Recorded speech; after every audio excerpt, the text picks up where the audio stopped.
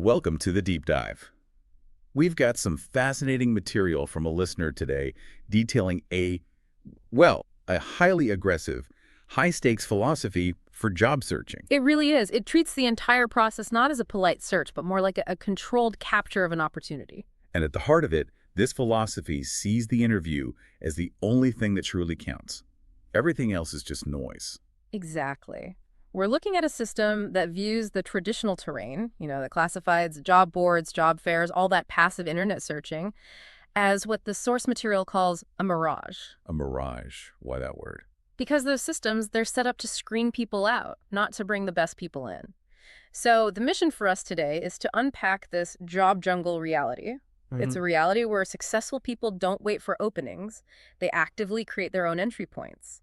And the most interesting part is how the entire interview process is presented as, as highly predictable and highly controllable. I really like that focus on control. I think that's what a lot of people feel they're missing. Absolutely. So we're going to explore how to transform that paralyzing sense of FEAR, false evidence appearing real. Right. And turn it into FUEL, finding unlimited employment leads. This is the blueprint for turning that passive seeking into active job getting. We're going straight into the heart of the instant interview philosophy, starting with what seems to be a necessary philosophical shift to become a lifetime job getter. That's a perfect place to start because the foundational shift is just accepting the cold, hard reality of the job jungle. Which is? The interview is almost all that counts. The entire premise here is that job hunting is fundamentally a psychological and theatrical exercise. Theatrical. Yeah. Yeah. If you understand the roles, the offerer, who's the person with the power to hire, and the job seeker, you realize that while the faces and the places change, the structure of the event itself is predictable.